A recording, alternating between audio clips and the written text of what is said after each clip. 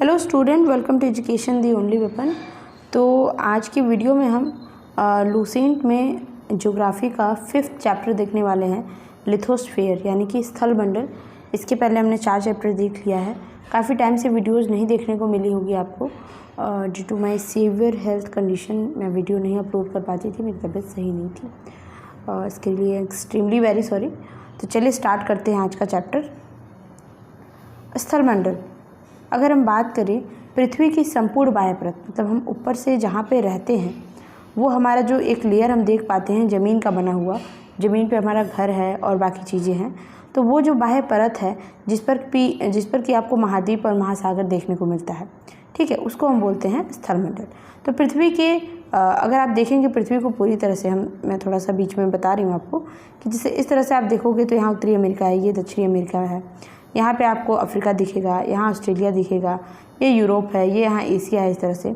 तो ये जो पार्ट है ये क्या है, ये एक तरह से ज़मीन है, ये सब ज़मीन है, लैंड है, और ये जो है ये आपका वाटर बॉडी है। तो this is land body and this is water body. तो अगर हम पृथ्वी पर पूरी तरह से देखें तो कम से कम 29% बस जो है पृथ्वी का जो है केवल लैंड बॉडी है, बाकी लेफ्ट जितना जो पार्ट बचता है वो सारा का सारा वाटर बॉडी है, सारा का सारा जो है पानी है, और केवल 29% जो है क्या है, ज़मीन है, ठीक है, और 71% भाग पे क्या है, पानी है। तो पृथ्वी के भू क्षेत्रफल व जल का अनुपात अगर हम देखें, भूमि क्षेत्रफल यानी कि लैंड एरिया, और अगर हम वाटर एरिया का एक तरह से अनुपात देखना चाहें तो 3:7 हो जाएगा। पृथ्वी के उत्तरी गोलार्ध में अगर हम इस तरह से देखते हैं तो आप देखोगे मैक्सिमम जो है लैंड बॉडी आपको उत्तरी गोलार्ध में मिलेगी। दक्षिणी गोलार्ध में खास करके आपको दक्षिणी अमेरिका दिखता है और अफ्रीका का थोड़ा सा पार्ट दिखता है और ऑस्ट्रेलिया दिखता है। बाकी पूरा का पूरा इतना बड़ा महाद्वीप एशिया, फिर ये यूरोप, फिर उत्तरी अमेरिका, ये पूरा का पूरा जो है आपको उत्तरी गोलार्ध में यानी कि नॉर्थ हेमिस्फीयर में देखने को मिलता है। तो आप खुद ही देख लो कि सबसे ज़्यादा लैंड बॉडी आपको कहाँ देखने को मिल रही है। तो अगर पृथ्वी के हम हेमिस्फीयर की बात करें तो उत्तरी गोलार्ध में यानी नॉर्थ हेमिस्फीयर में। तो लैंड बॉडी का भी 61% भाग जो है यानी 61% आपका उत्तरी गोलार्ध में देखने मिलता है, जबकि दक्षिणी गोलार्ध में केवल जो है आप देखेंगे कि दक्षिणी गोलार्ध में 29% के आसपास जो है केवल क्या है, लैंड बॉडी है, बाकी सारा का सारा क्या है, पानी है, जल का साम्राज्य है। पृथ्वी पर अधिकतम ऊंचाई की बात करें तो माउंट एवरेस्ट सबसे अधिक ऊंचाई क्या है, 8,848 वैसे फिक्स है, और ये अभी हाल ही का, ये जैसे आप जानते ही हैं कि जो हिमालय हमारा वरित पर्वत है, तो ये क्या होता है, ये बढ़ता रहता है। तो ये अभी पहले इसकी लंबाई थी 8,848 मीटर ऊंचाई जो इसकी थी, अभी हाल ही में इसकी जो हाइट देखी गई है तो 8,850 मीटर, चेंज होता रहता है, ये तो बढ़ता रहता है एक तरह से। तो सबसे अधिकतम ऊंचाई हमारी पृथ्वी पर क्या है, माउंट एवरेस्ट है, और सबसे अधिकतम गहराई जो है मेरियाना गर्त है, जो कि प्रशांत महासागर में है,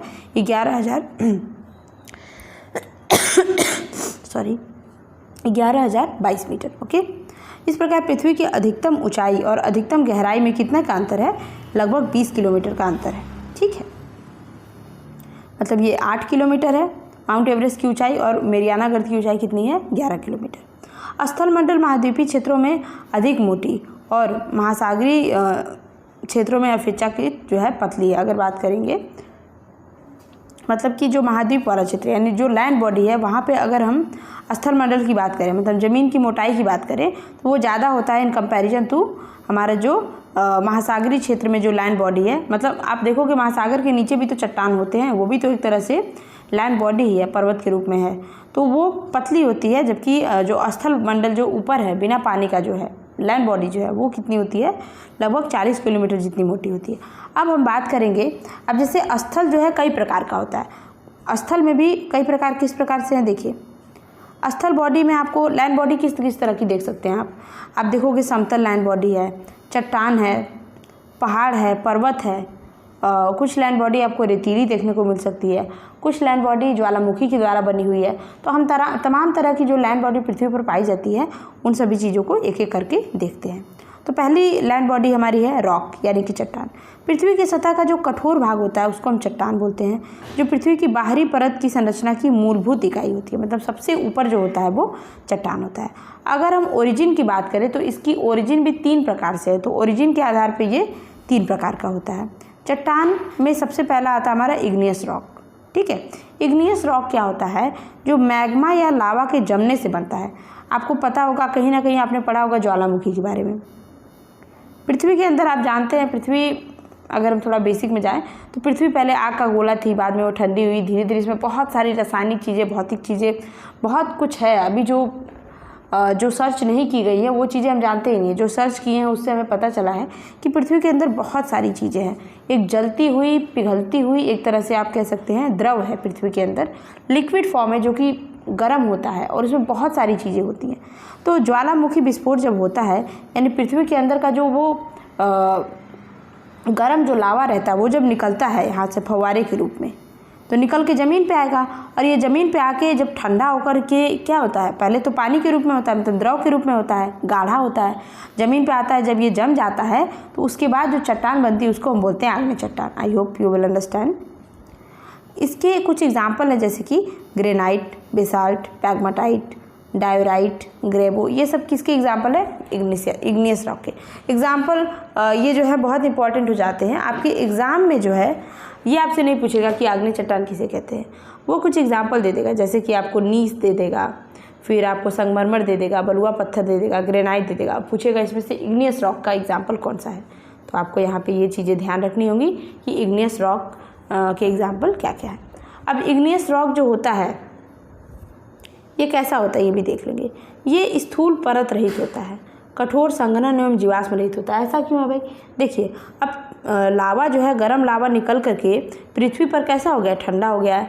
तो ये ठंडा होने के क्रम में इस पर कहाँ से कोई जीवाश्म आ जाएगा? जीवाश्म क्या होता है? जीवों का अवशेष। ठीक है, मान लीजिए कुछ ऐसा हो जिससे कि पूरी की पूरी एक आबादी जो है ढक जाए, मर जाए, और मतलब कुछ त्रासदी हो, ऐसी दैवीय आपदा है, जैसे सिंधु घाटी की सभ्यता आप देखते हो, तो उसमें क्या होता है? आप पाते हो कि कंकाल मिले गए हैं, जानवरों के कंकाल मिले हैं, मनुष्यों के कंकाल मिले हैं, और भी बहुत सारी चीज़ें जीवाश्म मिलती हैं। तो वो कब मिलता है? जब उस जगह पे एक मतलब जनरेशन रह चुकी है। तो आग्नेय चट्टान कैसे बनता है? आपका लावा में से जो है, मतलब ज्वालामुखी में से ये लावा निकली और ज़मीन पे आके ठंडी हो गई। इस थोड़े से टाइम पीरियड में, मतलब ये समय भी ज़्यादा लगता है, हज़ारों वर्ष का समय लग सकता है इसमें, पर इस समय में भी ये गर्म से ठंडा होने का प्रक्रम रहता है, जिसमें कोई भी जानवर और कोई भी पेड़ पौधा इस पर नहीं रहता, इसलिए इस पर कोई भी जीवाश्म नहीं रहता, इसलिए इसको बोला जाता है फॉसिल लेस, यानी कि जीवाश्म रहित। ठीक है, और ये परत रहित भी होता है, मतलब बहुत ज़्यादा लेयरिंग नहीं होती, एक बार ये गिरा और ये फैलते गया और इसके बाद से ये ठंडा हो गया। कठोर संघनित रहता, मतलब हार्ड एकदम हो जाता है, तब ये ठंडा होता है। तो ये इन तीनों वर्ड को आप बहुत ध्यान रखेंगे कि ये आग्नेय चट्टान की खासियत है। आर्थिक रूप से ये बहुत संपन्न होता है। क्यों? क्योंकि इसमें बहुत सारे मिनरल, बहुत सारे एलिमेंट, बहुत सारे मेटल, नॉन मेटल, ये सारी चीज़ें पा सकते हैं आप। इसमें चुंबकीय लोहा, निकिल, तांबा, सीसा, जस्ता, क्रोमाइट, मैग्नीज, और भी बहुत सारी चीज़ें, सोना, चांदी, प्लेटिनम, हीरा बहुत पाया जाता है। ये सारी चीज़ें आपको देखने मिल सकती हैं। ग्रेनाइट की बात करें तो इसके दो मुख्य घटक हैं। क्या? एक सिलिका होता है, एक एल्यूमिनियम, SI और Al। Atomic number 14, atomic number 13। Basalt में लोहे की मात्रा अधिक होती है। बहुत इंपॉर्टेंट है, याद रखना पड़ेगा आपको। बेसाल्ट में किस चीज़ की मात्रा अधिक है? तो लोहे की मात्रा। और इस चट्टान से काली मिट्टी का निर्माण होता है। ये भी आप याद रखेंगे कि चट्टान बाद में जो क्या होती है, किसमें चेंज हो जाती है? काली मिट्टी। काली मिट्टी वही जिसमें कि कपास की खेती होती है। अब पैग्माटाइट क्या होता है? इसको आप पा सकते हैं, आप देख सकते हैं, हमारा जो उड़ीसा के पास झारखंड है उसमें कोडरमा जगह है, वहाँ पे ये पाया जाता है, जहाँ पे अभ्रक इसमें बहुत प्रचुर मात्रा में पाया जाता है। एकमात्र अभ्रक तत्व वाला खनिज नहीं है। ठीक है, अच्छा, अब हम देखेंगे आग्नेय चट्टानी पिंड की। जो आग्नेय चट्टानी, जैसे क्या होता है, हमारे भूगोलविदों ने क्या किया, जियोलॉजिस्ट ने क्या किया कि आप देखेंगे कुछ स्ट्रक्चर बालू के इस तरह से बन जाते हैं। उसी तरह से क्या होता है, ये हवा के कारण होता है, हवाओं का वेग होता है जो काट के इस तरह से बना देता है। आप देखते होंगे कुछ पर्वत क्या हो गए हैं, अब एकदम उनकी ढलान, उनकी ऊंचाई, चोटी जो है घिसते क्या हो गई है, अब वो सपाट हो गए हैं। जैसे कि हमारा इसका बहुत ही अच्छा एग्जाम्पल है राजस्थान का अरावली पर्वत, क्या हो गया, वो एकदम से डिग्रेड हो गया है। उसी तरह से जो हमारा जो ज्वालामुखी होती है वो जब निकलती है ना, तो बहुत प्रकार के स्ट्रक्चर, अब मान लीजिए ये कहीं पे इधर दरार है, ठीक है, और ये पूरा मान लीजिए लैंड बॉडी है, ये भी लैंड बॉडी है। ज्वालामुखी यहाँ से निकली और यहाँ जाके इसमें फिल हो गई, ये भर गई, और सूखने के बाद ये कैसी हो जाएगी, ऐसी हो जाएगी। तो मान लीजिए भूगोलविदों ने इसको कुछ और नाम दे दिया। कहीं पे ज्वालामुखी निकली और प्लेट के नुमा जगह थी, गड्ढा था इसमें, इस तरह से हो गई, तो इसको भूगोलविदों ने कुछ इस तरह से नाम दिया। यानी कि वो ठंडा होकर जो ठोस रूप ले लेता है, जैसे छोटा सा एग्जांपल आप समझेंगे, वर्ग आयत त्रिभुज के होता है ना, उस टाइप से, जैसे हम मैथ में पढ़ते हैं, तो उसी तरह से आग्नेय चट्टानी पिंड के नाम भी दिए गए हैं भूगोलविदों द्वारा। अब इसको हम समझते हैं, मैग्मा के ठंडा होने के कारण जो ठोस रूप धारण कर लेता है चट्टान, तो उसी को हम बोलते हैं आग्नेय चट्टानी बॉडी, यानी कि इग्नियस रॉक बॉडीज। ठीक है, इसका नामकरण जो है किस आधार पर करते हैं, इसके शेप, साइज और इसकी कंडीशन जो है, और उसके आसपास के चट्टान जो है उस आधार पे। ठीक है, सॉरी, चलिए अब हम देखते हैं बैथोलिट क्या है भाई। तो बैथोलिट किसको बोला गया है, ये आग्नेय चट्टानी पिंड का जो है सबसे बड़ा आग्नेय चट्टानी पिंड होता है, मतलब सबसे बड़ा टाइप होता है। इसको हम अंतर्वेदी चट्टानों से ये बनता है। मैग्मी पदार्थ क्या होता है, जो मैग्मी पदार्थ का एक बहुत बड़ा पिंड जो है भूपर्वती की गहराई में जब ठंडा हो जाता है तो बड़े गुंबदों के रूप में विकसित हो जाता है, जिसके किनारे क्या होते हैं, खड़े होते हैं, और ऊपरी तल विषम होता है, जैसे कि मान लीजिए इस तरह से। ठीक है, ऊपर का तल विषम, ये गुंबद नुमा हो जाएगा, और नीचे जो है इस तरह से खड़े। अगर मैग्मा पृथ्वी के अंदर, ऊपर नहीं, सतह पे नहीं, अंदर में ही भूपर्वती की गहराई में जो है, अगर मैग्मा ठंडा होकर इस प्रकार का स्ट्रक्चर बना लेता है, ठीक है, just try to understand, it is a गुंबद विच हैव, इसके दोनों साइड में आपको क्या मिलेगा, एक जो है खड़े किनारे मिलते हैं। तो अगर इस तरह का स्ट्रक्चर है तो उसको हम बोलते हैं बैथोलिट। तो ठंडा होकर मैग्मा इस तरह से बन जाता है। यह मूलतः किसका बना होता है, ग्रेनाइट का बना होता है। संयुक्त राज्य अमेरिका का इदाहो बैथोलिट इसका बहुत अच्छा एग्जाम्पल है। 40,000 वर्ग किलोमीटर में फैला हुआ बैथोलिट है, छोटा मोटा नहीं। और कनाडा का कोस्ट रेंज बैथोलिट भी इसका एग्जाम्पल है, जो कि इदाहो से ही बड़ा है। तो हमने बैथोलिट स्ट्रक्चर पढ़ लिया, जो कि हमारा जो मैग्मा होता है ठंडा होकर इस टाइप से बनता है। स्टॉक क्या होता है भाई, स्टॉक छोटे आकार के बैथोलिट, मतलब जो इस तरह का जो होता है वो अगर इस तरह का बन गया कहीं पे ऐसे, तो इसको हमने छोटे आकार के बैथोलिट को हम क्या बोलते हैं, स्टॉक बोलते हैं। इसका ऊपरी भाग गोलाकार गुंबदनुमा होता है और स्टॉक का विस्तार 100 वर्ग किलोमीटर। देखिए कहाँ वो 40,000 वर्ग किलोमीटर था बैथोलिट, और कहाँ स्टॉक जो है 100 वर्ग किलोमीटर, बस उससे भी कम होता है। तो एक तरह का ये स्मॉल बैथोलिट है। ठीक है, ये हमने देख लिया। अब हम देखेंगे लैकोलिथ क्या होता है। तो देखिए लैकोलिथ क्या होता है, जब मैग्मा ऊपर की परत को जोर से ऊपर उठाता है, जो गुंबदनुमा रूप में क्या होता है, जम जाता है, तो इसको हम लैकोलिथ कहते हैं। और मैग्मा के तेज़ी से ऊपर उठने के कारण क्या होता है, गुंबदाकार ठोस जो है पिंड छतरी नुमा इस तरह से दिखाई देता है। ठीक है, मतलब जो छाता होता है उस तरह से, तो इसको हम बोलते हैं लैकोलिथ। ठीक है, तो अगर इस तरह से मैग्मा आपका बस जमा हुआ, ऊपर के भाग की बात हो रही है, नॉट ये साइड वाला किनारे की बात नहीं हो रही है, केवल इस तरह से है, तो इसको हम बोलते हैं लैकोलिथ। क्या बोलते हैं, लैकोलिथ। और इसका एग्जाम्पल आपको देखने को मिलेगा उत्तरी अमेरिका के पश्चिमी भाग में लैकोलिथ के उदाहरण है। ठीक है, लैकोलिथ बहिर्वेदी ज्वालामुखी पर्वत का ही एक अंतर्वेदी प्रतिरूप है। ठीक है, अब ये तो हमने पढ़ लिया लैको, क था उसमें, अब ये लेपोलिथ। ये मैग्मा तस्तरी नुमा, जैसे प्लेट होता है ना चाय वाला, चाय का प्लेट याद रखिए आप, तो तस्तरी नुमा, प्लेट नुमा स्ट्रक्चर अगर ले लेता है जम करके, तो उसको हम बोलते हैं लैपोलिथ। ये दक्षिणी, अच्छा देखिए लैकोलिथ जो था क वाला, लैकोलिथ जो क वाला था, उत्तरी अमेरिका में उसका उदाहरण हमको देखने को मिलता है। और जो ये प्लेट वाला है लैपोलिथ, ये हमको दक्षिणी अमेरिका में देखने को मिलता है। अब हम बात करेंगे फैकोलिथ। फैकोलिथ क्या होता है, जब मैग्मा लहरियादार आकृति में जम जाता है। ठीक है, मतलब इस तरह से है, फिर इस तरह से है। ठीक है, तो इसको हम बोलते हैं, फिर जैसे मान लीजिए इस तरह से है, फिर इस तरह से जम गया। ये पूरा जो क्या है, ये आपका ज्वालामुखी है। अगर मैग्मा जो है ज्वालामुखी से निकली मैग्मा है, अगर लहरियादार आकृति में जम जाती है, इसको हम बोलते हैं फैकोलिथ। ठीक है, सील क्या होती है, जब मैग्मा भू पृष्ठ के समांतर परतों में फैल कर जमती है। जैसे मान लीजिए ये ज़मीन का नीचे का भाग है, ज़मीन का ऊपरी भाग है, और इसी के बराबर समान रूप से इस तरह से फैल गई है मैग्मा, और ठंडी होकर इसी तरह से जम गई, तो इसको हम बोलेंगे, मतलब भू पर पृष्ठ के समानांतर परत में अगर जमी है तो उसको हम बोलते हैं सील। इसकी मोटाई लगभग 1 मीटर होती है। 1 मीटर से लेकर सैकड़ों मीटर तक हो सकती है, मतलब इतना मोटा भी जम सकता है। ठीक है, और छत्तीसगढ़ तथा झारखंड में सील के एग्जाम्पल पाए जाते हैं। 1 मीटर से कम मोटाई वाली सील को हम क्या बोलते हैं? शीट बोलते हैं। अब देखिए, आपने पढ़ा कि सील जो है 1 मीटर से लेकर के 1000 मीटर तक हो सकती है, पर सील में भी अगर 1 मीटर की ऊंचाई मतलब मोटाई वाली अगर सील आपको देखने को मिलती है तो उसको हम शीट कहते हैं। छोटी छोटी बातों को ध्यान रखेंगे। अब डाइक क्या होता है भाई? तो डाइक में क्या होता है? जब मैग्मा किसी लंबवत दरार में जम जाए, मान लीजिए यहाँ पे एक चट्टान इस तरह से, एक चट्टान इस तरह, और यहाँ पे आपका क्या था? ज्वालामुखी का वो था, शंकु था, और इससे क्या हुआ? बम्बार्डमेंट होकर निकला ज्वालामुखी और यहाँ पे आके जम गया। तो 2 दरारों के बीच में इस तरह से क्या हुआ? ज्वालामुखी जम गई। तो इसको हम बोलते हैं डाइक। क्या बोलते हैं? डाइक। झारखंड के सिंहभूमि जिलों में बहुत सारे डाइक के एग्जाम्पल आपको देखने को मिलेंगे।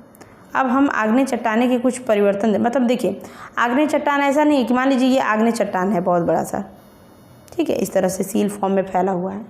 अब ये आग्नेय चट्टान जो है लाखों वर्षों बाद, जैसे मान लीजिए कुछ वेजिटेशन हुआ, कुछ जीव जंतु पेड़ पौधे इस पर उगे, फिर उसके बाद से क्या हुआ?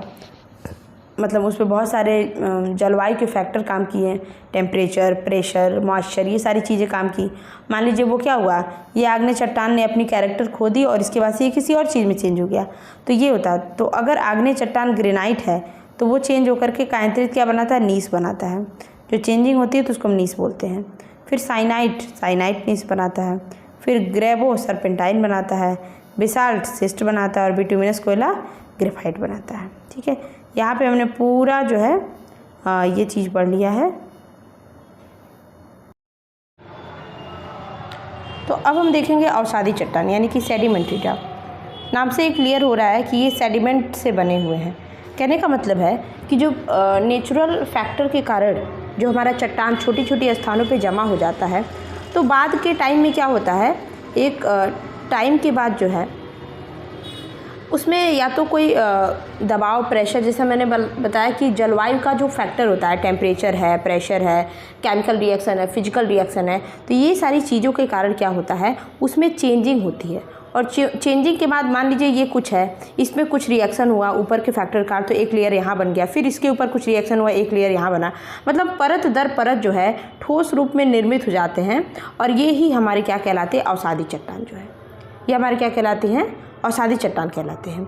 ये कुछ अलग से नहीं बने रहते, ये हमारे इग्नियस रॉक या फिर और भी बहुत सारे जो चट्टान, जो ज्वालामुखी से निकलने वाले जो मैग्मा ही ठंडा होकर के किसी और जगह पे इकट्ठा, मान लीजिए ये दरार है, यहाँ पे कुछ इकट्ठा हुआ, यहाँ पे ये जो इन्वायरमेंट है, यहाँ पे मान लीजिए टेम्परेचर बहुत ज़्यादा होता है, तो इस पर लाखों वर्षों बाद जो है कुछ इफेक्ट हुआ, उसके बाद एक लेयर बन गई, फिर यहाँ पे कुछ वेजिटेशन हुआ, वो इसमें दब गई, या कुछ ऐसा हुआ जलवायु फैक्टर के कारण, तो ये एक और लेयर बन गई। तो इसी प्रकार से हमारा सेडिमेंट्री रॉक बनता है। इसके एग्जाम्पल क्या है? जैसे बलुआ पत्थर जिसकी इमारतें बनी हैं, चूना पत्थर, फिर स्लेट, कॉन्ग्लोमरेट, नमक की चट्टानें, सलखड़ी की जो चट्टानें होती हैं, ये सारी चीज़ें जो है हमारे अवसादी चट्टान के एग्जाम्पल हैं।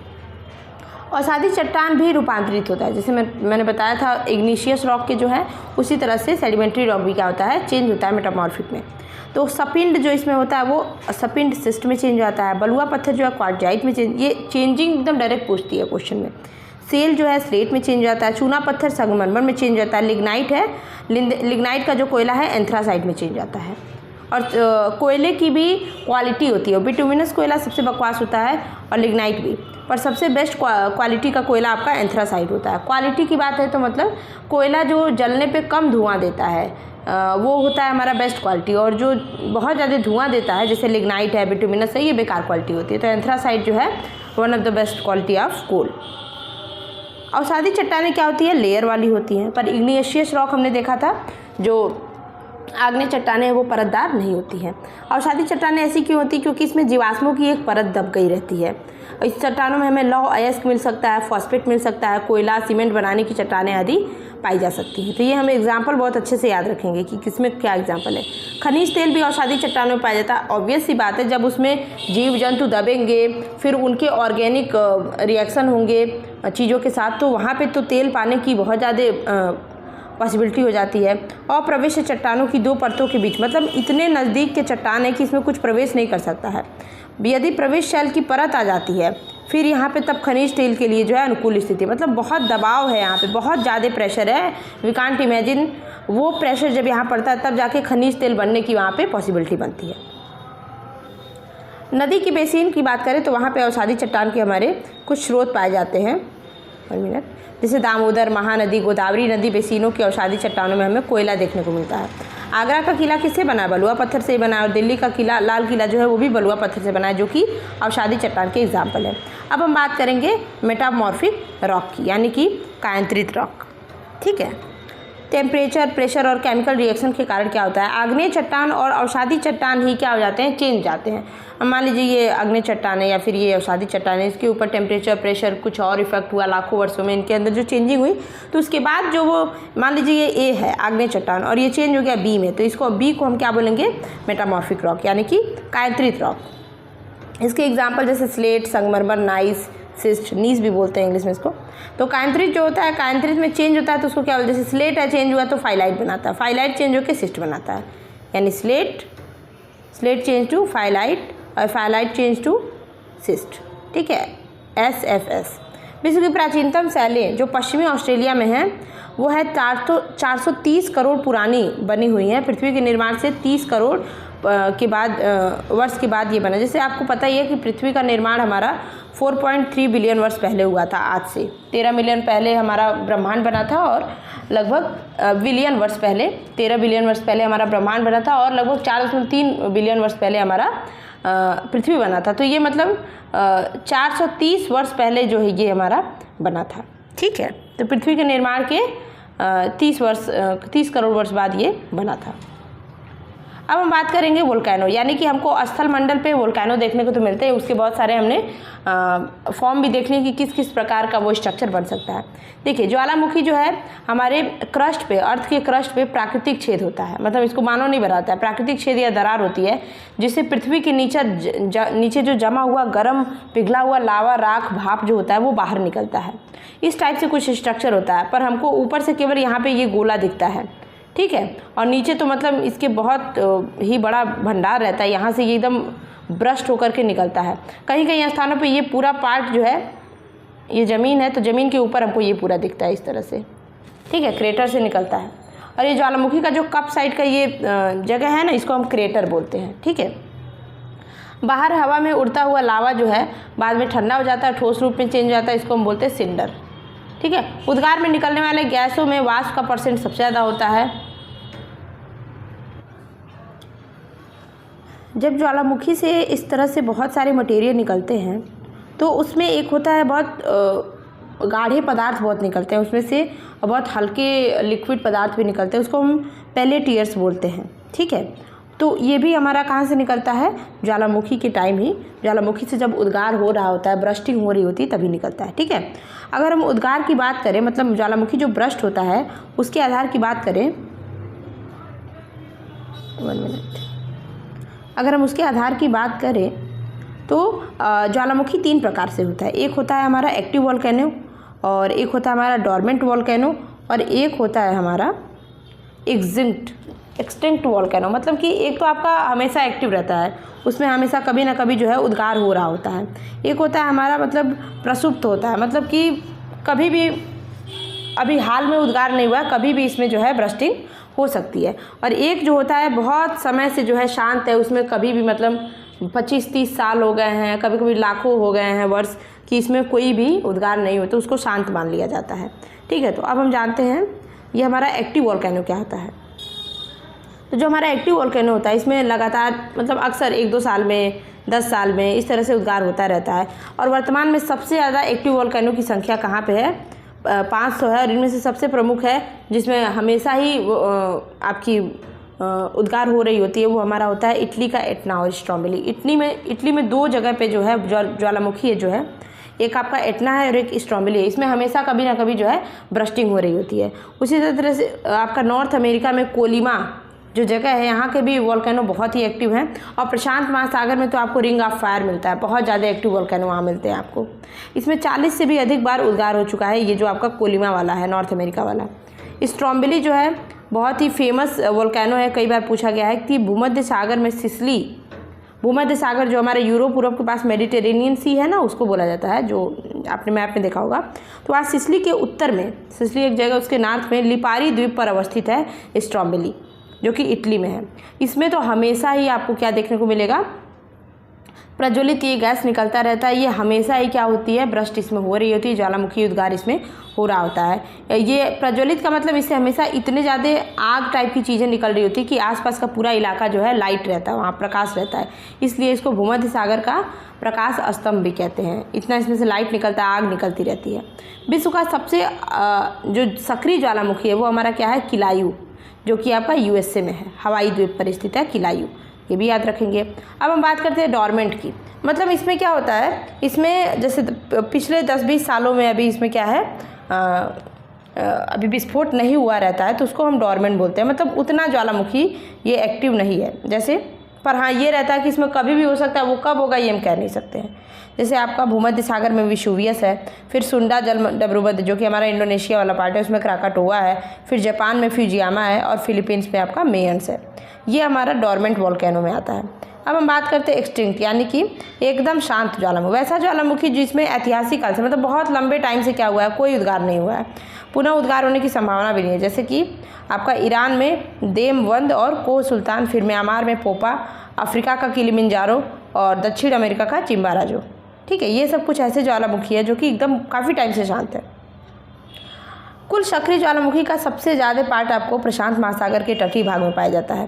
प्रशांत महासागर को इसीलिए फायर रिंग ऑफ पेसिफिक भी कहते हैं, इसकी जो लेयरिंग है उसको, परिमंडल जो है इसका। सबसे अधिक ज्वालामुखी आपको अमेरिका में, एशिया महाद्वीप में देखने को मिलेगी, क्योंकि अमेरिका के आसपास ही आपका क्या मिलता है, अमेरिका के आसपास के एरिया में आपका क्या है, प्रशांत महासागर फैला हुआ है। ऑस्ट्रेलिया महाद्वीप में एक भी ज्वालामुखी नहीं है, तो ये आप याद रखेंगे किस कॉन्टिनेंट में एक भी ज्वालामुखी नहीं है, वो हमारा ऑस्ट्रेलिया। गेजर की बात कर लेते हैं भाई, गेजर क्या होता है। देखिए बहुत से ज्वालामुखी क्या होते हैं, उसमें उद्गार के समय दरार तथा सुराखों से होकर जल और वाष्प बहुत ऊंचाई तक निकलते हैं। मतलब आपका नॉर्मल इतना मान लीजिए हाइट है, तो इसमें क्या होगा, इतना ऊंचा ऊंचा जाएगा। ठीक है, यहाँ से जल वाष्प निकलते हैं, वाटर आपका जो है वेपर के रूप में। ठीक है, तो इनको हम गेजर कहते हैं। जो गर्म पानी का भाप निकलता है एक तरह से, इसको हम गेजर बोलते हैं। ज्वालामुखी के क्रेटर से अगर आपको गर्म पानी का भाप निकल रहा है, इस टाइप की चीज़ें निकलती है, उसको हम बोलते हैं गेजर सॉरी। जैसे इसका एग्जांपल है आपका USA के येलो स्टोन पार्क में ओल्ड फेथफुल गेजर है, ये बड़ा फेमस है, और इसमें हमेशा प्रत्येक मिनट क्या है, उद्गार होता रहता है। मतलब हर मिनट के बाद इसमें से भाप फव्वारा निकलेगा खूब ऊंचाई तक। अब देखिए फ्यूमरल्स क्या होते हैं, धुआरे, ज्वालामुखी क्रिया के अंतिम अवस्था के प्रतीक हैं ये। मतलब ज्वालामुखी में जो स्टार्टिंग में जो बम्बार्डमेंट होती है, ब्रस्टिंग होती है, उसमें बहुत सारे मटेरियल निकलते हैं, पर लास्ट में जो निकलता है वो धुआरे होते हैं। ठीक है, इसमें क्या होता है, आपका वाटर वेपर होते हैं और नॉर्मल गैस होते हैं। ठीक है, तो इसमें सल्फ़र युक्त धुआरों का जो मतलब गंधक यानी कि सल्फ़र जो होता है, जिस धुआरों में आपको सल्फ़र की मात्रा होती है उसको हम सोल्फ तारा कहते हैं। अलास्का के कटमई पर्वत को हजारों धुआरे की घाटी, मतलब वहाँ बहुत सारे धुआरे हैं, वहाँ ऐसी ज्वालामुखी पाई जाती हैं जिनसे धुआरे ही धुआरे निकलते हैं, इसलिए हम उसको क्या कहते हैं, अ वैली ऑफ 10,000 स्मोक्स। ये हमारा कहाँ है, USA के अलास्का में है। ईरान का कोह सुल्तान धुआरा भी फेमस है, और न्यूजीलैंड की प्लेंटी की खाड़ी में स्थित व्हाइट द्वीप का भी धुआरा फेमस है। धुआरे में एक तत्व का नाम याद रखेंगे, सल्फर, इसीलिए हम इसको क्या बोलते हैं, सोलफ तारा। विश्व का सबसे ऊंचाई पर स्थित जो ज्वालामुखी है वो है कोटापाक्सी। ठीक है, कोटापाक्सी ये 19,613 फीट ऊंचाई पे है, इक्वाडोर में स्थित है। ठीक है, विश्व की सबसे ऊंचाई पर स्थित अगर हम सक्रिय ये ज्वालामुखी पर्वत थी, विश्व की सबसे अधिक ऊंचाई पर स्थित ज्वालामुखी के द्वारा निर्मित पर्वत है ये कोटापाक्सी।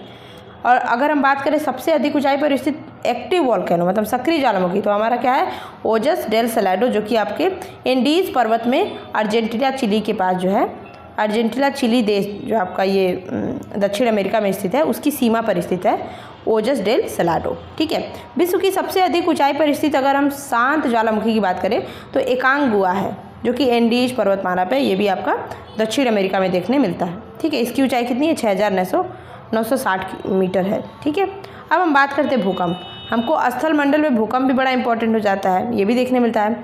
तो जियोलॉजिस्ट में आपको एक भूकंप का अध्ययन हम देखते हैं, तो भूकंप के अध्ययन को जिस विज्ञान के अंतर्गत लेते हैं उसको हम बोलते हैं सिस्मोलॉजी। भूकंप में 3 तरह की वाइब्रेशन होती है, एक होता है पी वेव, एक होता है एस वेव।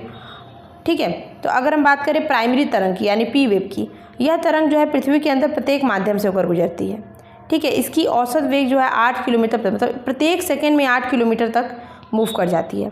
यह गति सभी तरंगों से अधिक होती है, मतलब जितने भी प्रकार के तरंग, हम इसके बाद 2 तरंग और पढ़ेंगे, उन सब में सबसे तेज़ तरंग किसकी गति होती है, सबसे फास्ट कौन मूव करता है, तो पी तरंग, प्राइमरी वेव, जिससे ये तरंग किसी भी स्थान पर बहुत जल्दी पहुँच जाती हैं।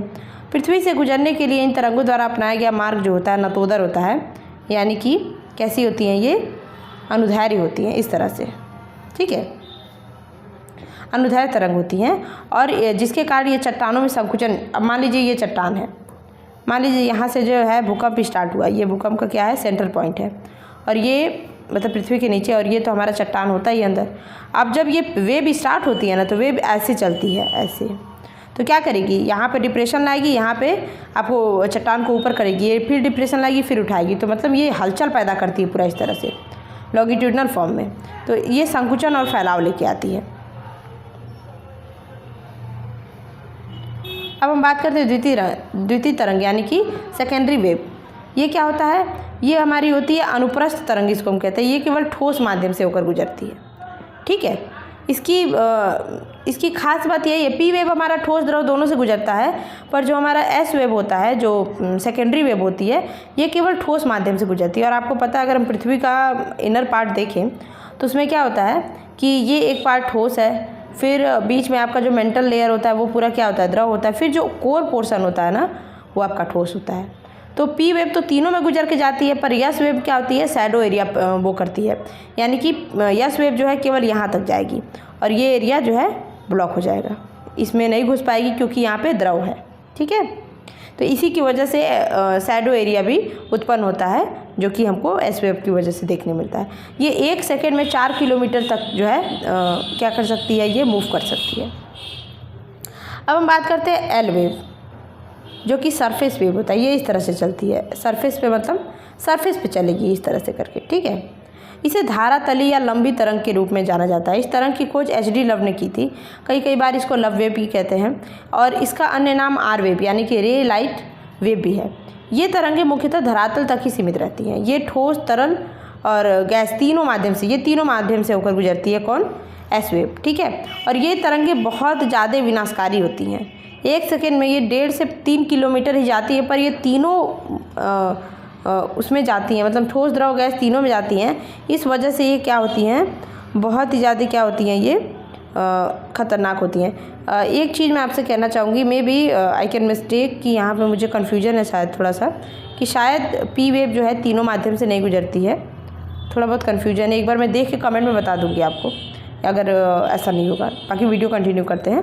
पर जो एल वेव है ये तीनों माध्यम से गुजरती है, और द्रव माध्यम से कौन नहीं गुजरता है, तो ये क्लियर है आपका, एस वेव नहीं गुजरता है, ठीक है। इसी के कारण शैडो एरिया उत्पन्न होता है, ठीक है। पर एल वेव जो क्या है, ये तीनों माध्यम से जो है गुजरती है, ठीक है। भूकंप की जो तरंगे होती है उसको हम कैसे नापते हैं, तो उसके नापने को हम जो यंत्र होता है सिस्मोग्राफ कहते हैं, ठीक है। इसके द्वारा हम जो है बहुत सारी चीज़ों को समझ पाते हैं कि कहाँ से उत्पन्न हुआ, कैसे उत्पन्न हुआ, कितनी वेग थी, कितनी इसकी जो है आवृत्ति थी, कितनी एनर्जी थी, ये सारी रिएक्टर वाली चीज़ें। सभी भूकंपी तरंगों का वेग अधिक घनत्व वाले पदार्थों में से गुजरने में, मतलब अगर ये कोई पृथ्वी का एरिया ऐसा है जहाँ पे डेंसिटी कम है तो वहाँ पे वेग भी कम हो जाएगा, पर जहाँ डेंसिटी ज़्यादा होगी इनका वेग और बढ़ जाता है, क्योंकि उनको और फोर्स डालना पड़ता है, इस वजह से वेग बढ़ जाता है। कम घनत्व वाली पदार्थों में गुजरने से यहाँ पे इनका वेग क्या होता है, घट जाता है। केवल प्राइमरी तरंगें पृथ्वी के केंद्रीय भाग से गुजर सकती हैं, और परंतु वहाँ पे उनका वेग जो है कम हो जाता है। क्यों? क्योंकि वहाँ पे सॉलिड होता है, फिर सॉलिड के बाद बीच में लिक्विड पड़ता है, तो इस तरह से उनकी जो वेग है वो कम हो जाती है। मैंने सही बताया था आपको, मुझे कन्फ्यूजन नहीं था, मुझे कन्फ्यूजन हो रहा था, पर ये सही है। देखिए यहाँ पे लिखा हुआ है कि पी वेव ही केवल पृथ्वी के केंद्रीय भाग से गुजरती है, मतलब कोर तक कौन जाता है, पी वेव ही जाती है, तो मैंने सही बताया था। अच्छा, जो एस तरंगें हैं वो द्रव से क्या होती हैं, नहीं गुजरती हैं, ये हमने पढ़ लिया है। एल तरंगें केवल धरातल के पास ही, मतलब जो हमारा अर्थ का क्रस्ट है ना, वहीं तक एल तरंगें होती हैं, गुजरती हैं। विभिन्न माध्यमों से गुजरते समय ये तरंगें जो हैं क्या होती हैं, परावर्तित होती हैं या फिर अपवर्तित भी हो सकती हैं। केंद्र की बात करें, जो जिसको हम सेंटर बोलते हैं, देखिए जहाँ पे भूकंप जो है उद्भव होता है, जैसे नेपाल में कई बार हमारा एपिसेंटर वहीं पाया जाता है, तो भूकंप का केंद्र वो, जब मान लीजिए ये ज़मीन, मतलब यहाँ पे हमारा घर वगैरह है, ठीक है, यहाँ पे घर वगैरह है, और ज़मीन के अंदर यहाँ पे जो है भूकंप का केंद्र बना है, ठीक है। तो इसको हम क्या बोलते हैं, सेंटर बोलते हैं। यहाँ पे भूकंप का केंद्र है, इसको हम बोलेंगे सेंटर। पृथ्वी के केंद्र के निकट P, S, L, L तीनों तरह की वेव जो है, तरंगे जो है पहुँचती हैं। यहाँ पे तीनों तरह की वेव है, P भी है, S भी है और L भी है, ठीक है।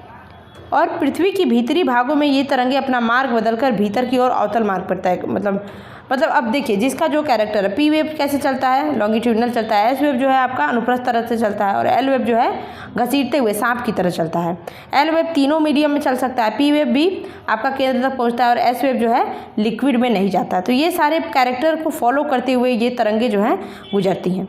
भूकंप से जो है केंद्र से धरातल के साथ 1100 किलोमीटर की दूरी तक P और S तरंगे पहुँचती। देखिए कहने का क्या मतलब है, 1 मिनट।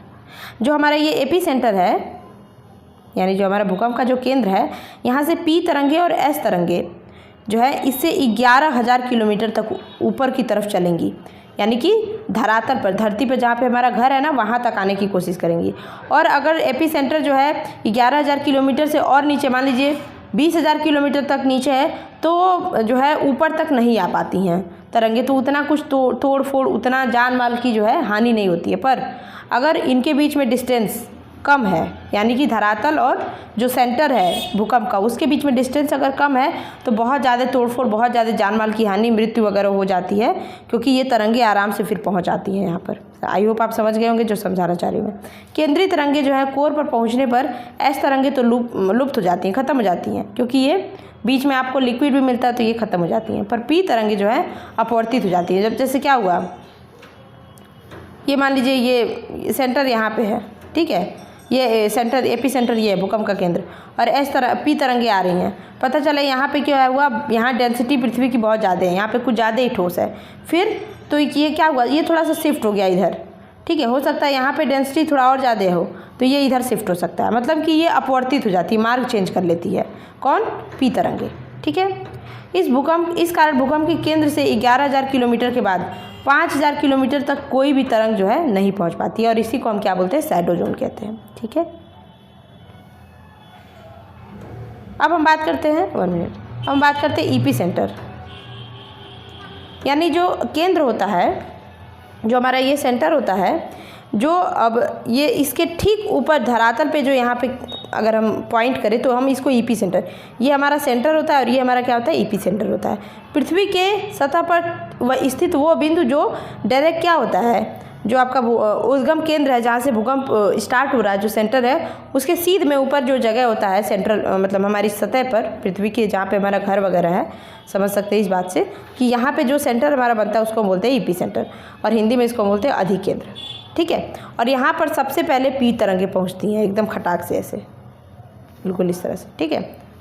अंतरसागरीय भूकंपों द्वारा उत्पन्न लहरों को हम जब, अब मान लीजिए भूकंप जो है ज़मीन वाले एरिया में ना आकर पानी वाले एरिया में आ गया, मतलब अब क्या उसमें आ गया, वो मान लीजिए ये सागर है, आपका समुद्र है, उसके नीचे भी तो पहाड़ वगैरह होते हैं, वहाँ के एरिया में मान लीजिए अब आ गया भूकंप, तो ये जो भूकंप आता है तो समुद्री लहरें इस तरह से होने लगती हैं, इनको हम बोलते हैं सुनामी। तो सुनामी कुछ और नहीं है, अंतरसागरीय भूकंप को हम क्या कहते हैं, अंतरसागरीय भूकंप के कारण जो लहर उत्पन्न होती है उसको हम सुनामी कहते हैं। और ये जापान का टर्म है, जो कि हमारे इंडिया में भी फेमस हुआ जब अंडमान निकोबार वाली सतह में जो है पूरा सुनामी आ गया था 2004 में, आई थिंक। जिन संवेदनशील यंत्रों द्वारा भूकंप की तीव्रता को, तरंगों की तीव्रता को मापते हैं, उनको हम भूकंप लिपि या फिर सिस्मोग्राफ कहते हैं। इसके 3 स्केल होते हैं, एक तो रोसीफेरल, एक मर्केली और रिक्टर। ये लोग साइंटिस्ट थे, इनके नाम पे ही ये स्केल का नाम रखा गया। रिक्टर स्केल की अगर हम बात करें तो भूकंप की तीव्रता मतलब कितना तेज है और या फिर इसकी एनर्जी कितनी है, इस चीज़ को मापता है ये। इसका विकास जो है अमेरिकी वैज्ञानिक चार्ल्स रिक्टर ने 1935 में किया था, जब हमारा भारत शासन अधिनियम आया था। यह एक लघु गणिकीय पैमाना है जिसका पाठ्यांक 1 to 9 होता है। अब वो कहते हैं ना कि जिसका 8, 9, 7 रिक्टर है वो तो बहुत तबाही लाने वाला भूकंप होता है। जैसे हमारा ये जम्मू कश्मीर का, फिर जितने भी पहाड़ी एरिया वाले जो है, हिमाचल प्रदेश है, उत्तराखंड, ये सारे वाले जो रीजन है वहाँ पे बहुत खतरनाक लेवल का, दिल्ली का NCR है, यहाँ पे 6-7 तक का भूकंप आ चुका है, नेपाल में। तो ये सब जो एरिया है हमने रिक्टर स्केल पे ही हम बताते हैं कि अच्छा इतने रिक्टर स्केल का है। तो रिक्टर स्केल प्रत्येक अगली इकाई जो है पिछली इकाई की तुलना में 10 गुना अधिक, मतलब अगर 1 है, 1 पे मान लीजिए अगर जो है स्पीड भूकंप की जो है 7 है, तो अब हम यहाँ अगर जाते हैं मान लीजिए 2 पे, तो 10 गुना स्पीड क्या होती है, बढ़ जाती है। ठीक है, तो मतलब पहले से 1 से लेके सेकेंड और सेकेंड से लेके थर्ड में हमेशा गुणे 10, समझ लीजिए गुणे 10 की स्पीड से भूकंप की तीव्रता क्या होती है, बढ़ जाती है। इस स्केल पर 2.0 से लेकर 3.0 तक की जो तीव्रता होती है हल्का भूकंप होता है। बट जब 6.2 की तीव्रता का भूकंप आ गया मतलब शक्तिशाली भूकंप है।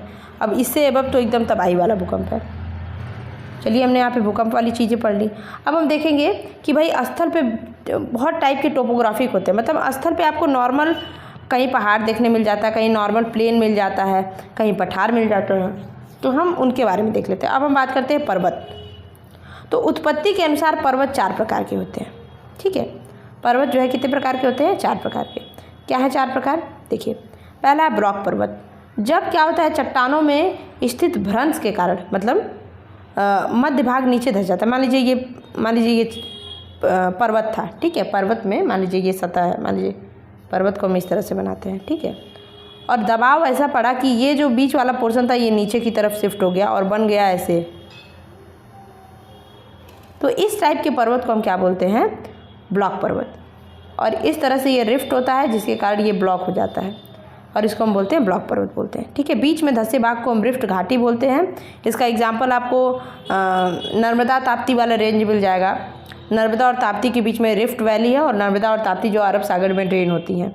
ठीक है, तो बीच में धंसे भाग को हम क्या कहते हैं, रिफ्ट घाटी बोलते हैं। इन पर्वतों के जो शीर्ष होते हैं वो समतल और किनारे बड़े क्या होते हैं, तीव्र होते हैं, भ्रंश कगारों से सीमित होते हैं। ये देखिए इस तरह से। इस प्रकार के पर्वत के उदाहरण हैं जैसे वॉशजेट आपको मिलेगा फ्रांस में, जर्मनी में ब्लैक फॉरेस्ट मिलेगा, पाकिस्तान में सॉल्ट रेंज मिलेगा। ये सारे इसके एग्जाम्पल हैं।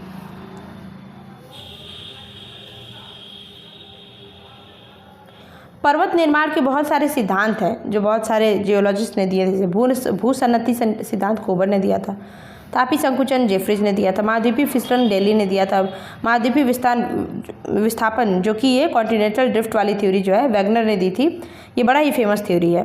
संवहन थ्योरी कन्वेक्शनल वाली होम्स ने दी थी, रेडियो एक्टिविटी जोली ने दी थी, प्लेट विवर्तनिक थ्योरी बहुत फेमस थ्योरी है, हैरी हेस ने दी थी।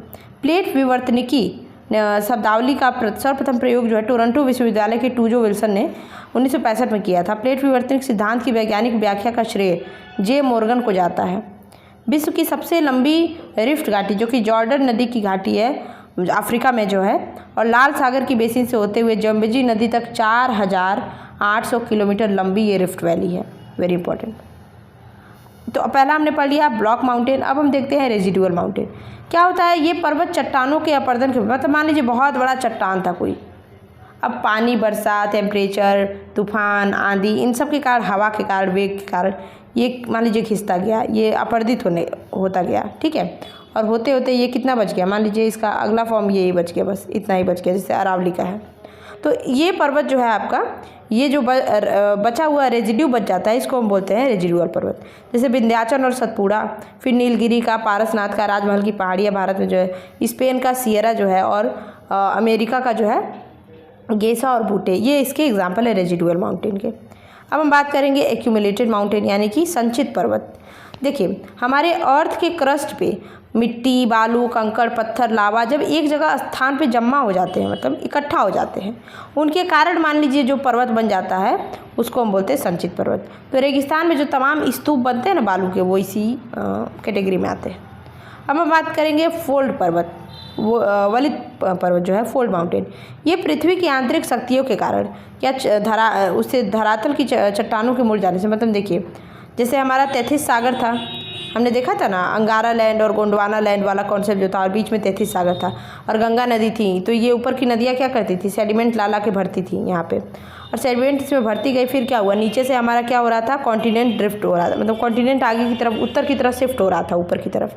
ठीक है, और ऊपर की तरफ शिफ्ट हो रहा था, तो अब भाई नीचे बीच में बालू, फिर मिट्टी विट्टी, गाद वद ला के और साथ जो है नदियाँ ला के भरी रही हैं तैथिस सागर में। ऊपर से नीचे वाला जो भारत का सबसे पुराना जो है दक्कन वाला जो रीजन है, वो नीचे से ऊपर की ओर शिफ्ट हो रहा है, उत्तर की तरफ। तो ये दबाव जब डालने लगा, एकदम डालने लगा, तो ये ऊपर उठ गई और अंत में क्या बना, ये मान लीजिए ये है तो ये अंत में इस तरह से बनने लगा। फिर ये फिर और दबाव डालती गई तो और ऊपर बनने लगा, और आज विश्व की सबसे ऊंची माउंटेन चोटी जो है एवरेस्ट ये बन गई है इस वक्त। तो ये वलित पर्वत का सबसे बड़ा एग्जाम्पल है, ये जो हिमालय पर्वत है हमारा, तो ये पृथ्वी के आंतरिक कारणों से ही बना है। तो लहरदार पर्वत होते हैं जिस पे क्या होती हैं असंख्य अपनीतियाँ, मतलब उठाव और गिराव इस पे बहुत ज़्यादा होता है, असंख्य, आप काउंट नहीं कर सकते, इतनी ज़्यादा होती है। इसके एग्जाम्पल है हिमालय, आल्प्स पर्वत, यूराल पर्वत, रॉकीज़, एंडीज, ये सब इसके क्या हैं, एग्जाम्पल हैं। ठीक है। विश्व के विशाल वलित पर्वत की रचना आज से लगभग 30 मिलियन वर्ष पहले हुई है। मतलब तैतीस सागर, फिर ये सारी चीज़ें, हिमालय का बनना, फिर हमारा जो भारत का पुराना जो कॉन्टिनेंट का पार्ट था वो ऊपर की तरफ शिफ्ट होना, ये सब मतलब बहुत पुरानी बातें हैं। तो 10 लाख मिलियन वर्ष पहले, 10 लाख वर्ष पहले, 20 लाख वर्ष पहले, 30 लाख वर्ष पहले ये सारी चीज़ें घटित हुई हैं। विश्व की सबसे लंबी अगर हम पर्वत श्रेणी, मतलब पर्वतों की जो श्रेणी है इस तरह से, ये सबसे बड़ी पर्वत श्रेणी है एंडीज, जो कि आपकी साउथ अमेरिका में है, साउथ अमेरिका के पश्चिम तट पे है। ठीक है, अगर ये हमारा साउथ अमेरिका है तो यहाँ पे है हमारा क्या, एंडीज। और विश्व की सबसे ऊंची पर्वत चोटी की बात करें तो माउंट एवरेस्ट, जो कि हमारा नेपाल में है, भारत के एरिया में भी आता है। अफ्रीका का सर्वोच्च शिखर माउंट किलिमंजारो जो तंजानिया में है, ये 5895 मीटर ऊंचा है। वलित पर्वत के निर्माण का जो सिद्धांत था प्लेट टेक्टोनिक थ्योरी के आधार पे पूरा फॉलो करता है। जहाँ आज हिमालय पर्वत है वहाँ मैंने अभी बताया जो 33 सागर हुआ करता था। ठीक है, ये भ्रूद्रोणी थी। भ्रूद्रोणी का मतलब है कि ये मान लीजिए चट्टान है, ये इधर चट्टान है, तो ये खाली स्थान जो कि बहुत नीचे है, गहरा स्थान है ये, जिसको 33 सागर बाद में बोला गया, क्योंकि वहाँ पे गंगा का पानी इधर से, फिर इधर से सिंधु, फिर ब्रह्मपुत्र, ये सारी पानी इधर से जाते थे, तो एक तरह से ये सागर ही था। बाद में ये लोग इतना ज़्यादा, क्योंकि गंगा वगैरह जो नदियाँ हैं ना ये बहुत स्पीड वाली नदियाँ हैं और अपने साथ चीज़ें काफ़ी काट के ले आती हैं, तो ये भरने लगी। इसको भरते भरते भरते भरते ये पूरा भरी थी, सेडिमेंटल एरिया इसका, सेडिमेंट से भर दी। बाद में ये ऊंचा ऊपर उठता गया और हमारा बन गया हिमालय। भारत का अरावली पर्वत जो है विश्व के सबसे पुराने वलित पर्वत है, मतलब अरावली भी जो है ना राजस्थान वाला, ये भी आपका वलित पर्वत का एग्जाम्पल है। बट अब क्या हो गया, बहुत पुराना था ये पहले, मतलब बहुत पुराना पर्वत है ये। अब ये मतलब एक तरह से अपरदित होते होते कटते कटते जो है इसकी हाइट काफ़ी कम हो गई है। और अभी इसके प्रेजेंट टाइम में सबसे ऊंची पर्वत शिखर जो इस पर बची है वो है, जो चोटी बची है 1722 मीटर, तो ये ऊंचा है। और सबसे ऊंची जो बची है इसकी गुरु शिखर है, जो कि अभी माउंट आबू के पास है। ठीक है, अब हम बात करते हैं, हमने यहाँ पे पर्वत की बात कर ली, अब हम देखेंगे पठार, जो प्लेटू होते हैं। धरातल का विशिष्ट स्थल रूप जो अपने आसपास के स्थल से पर्याप्त रूप से ऊंचा होता है और शीर्ष भाग चौड़ा होता है। मतलब मान लीजिए ये मतलब हमारा ज़मीन है और यहाँ से मान लीजिए ये उठा, ठीक है, उठा और ये कुछ ऐसा बन गया। ठीक, मतलब जो इसका जो ऊपर का सर है सपाट है और एक अच्छा खासा ऊंचाई जो है ये बगल वाली ज़मीन से इसकी जो है, तो इसको हम बोलते हैं पठार। इसी को हम क्या बोलते हैं, पठार। जैसे तिब्बत का पठार, इसको हम विश्व का छत कहते हैं। ठीक है, तो एक सामान्य ऊंचाई मतलब 300 से 500 मीटर, 300 से 500 फीट जो है मतलब हमारे धरातल से ये ऊंचा होता है। ठीक है, और जो सबसे अधिक ऊंचा पर्वत मतलब ऊंचा वाला जो पठार है हमारा तिब्बत का पठार, 16,000 फीट ऊंचा, विश्व का सबसे ऊंचा पठार जो अभी मैंने बताया। बोलीविया का पठार, कोलंबिया का पठार, ये बड़े इंपॉर्टेंट ही है।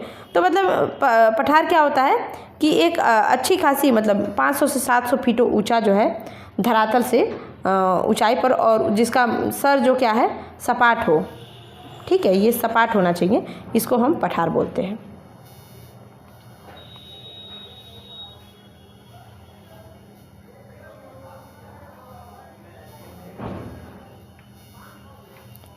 पठार में भी कई प्रकार से पठार बनते हैं। जैसे एक होता है आपका अंतर पर्वतीय, पर्वतमालाओं के बीच मतलब दो पर्वत है, मान लीजिए एक पर्वत है, एक पर्वत, अब इनके बीच में पठार बन गया है। पर्वत पदीय, मान लीजिए ये बहुत बड़ा सा पर्वत है, इसके पद के पास यानी इसके पैर के पास, इसकी मतलब जहाँ पर्वत खत्म हो रहा है यहाँ पे एक पर्वत होता है, इसको हम पर्वत पदीय बोलेंगे। फिर महाद्वीपीय पठार, मतलब पृथ्वी के भीतर जो जमा लैकोलिथ, हमने क्या बताया था लैकोलिथ, इस तरह से लैकोलिथ भूपृष्ठ के अपरदन के कारण सतह पर उभरे आते हैं, तब इस तरह के पठार को हम क्या बोलते हैं, दक्षिण का जो पठार है वो हमारा महाद्वीपीय पठार है। ठीक है, हमारा दक्षिण का जो पठार है तिब्बत वाला, जो हमारा दक्कन वाला है वो हमारा क्या महाद्वीपीय है। तटीय पठार क्या होता है, समुद्र के तटीय भाग में स्थित पठार को हम क्या कहते हैं, तटीय पठार कहते हैं। गुंबदाकार पठार की बात करें तो चलन क्रिया के फलस्वरूप जो हमारा चलन क्रिया कहने का क्या मतलब है, आप देखते होंगे कभी कभी, 1 मिनट, आप कभी क्या देखते होंगे, एक घास का मैदान है और मनुष्य जो है यहाँ से रोज़ रोज़ जा रहा है, रोज़ रोज़ जा रहा है। एक टाइम क्या होता है ना, ये पूरा स्थान जो होता है, ये पतला सा रोड जो होता है, रोड बन जाता है और मिट्टी के बीच में, और यहाँ से घासें उड़ जाती हैं, घास नहीं उगता है यहाँ पे, और वो बराबर हो जाता है। मान लीजिए ऊबड़ खाबड़ भी रहा होता है तो वो बराबर हो जाता है। तो वही चलन क्रिया उसको बोला जाता है कि चलन क्रिया के फलस्वरूप से निर्मित पठार जो है उसको गुंबदाकार बोलते हैं। जैसे रामगढ़ का गुंबद है भारत में वो। आज की वीडियो में हम पठार तक ही देखेंगे, वरना वीडियो बहुत लंबी हो जाएगी और इसको हमें 2 पार्ट में देखना है। अभी हमारा मैदान वाला एरिया बचा है। मैदान कंप्लीट करने के बाद हम और भी स्थलाकृति देखेंगे, जैसे जो आपका हवा के द्वारा जो बनता है बालू में, फिर नदी के द्वारा जो स्थलाकृति बनती है, फिर हमने और भी बहुत समुद्र में जो स्थिति बनती है बहुत सारी, फिर हम देखेंगे तमाम प्रकार की जो वनस्पति हैं, वन हैं, ये सारी चीज़ें भी हम देखेंगे। तो आज के लिए इतना ही। पढ़ाई करते रहें। Best of luck. और इसकी PDF आपको मेरे टेलीग्राम में मिल जाएगी, वहाँ से आप डाउनलोड कर लेंगे अगर आपको पढ़ना होगा तो। और बुक है तो और भी अच्छी बात है। बाकी चैनल को ज़रूर सब्सक्राइब कर लें अगर आपको वीडियो अच्छी लगी है तो।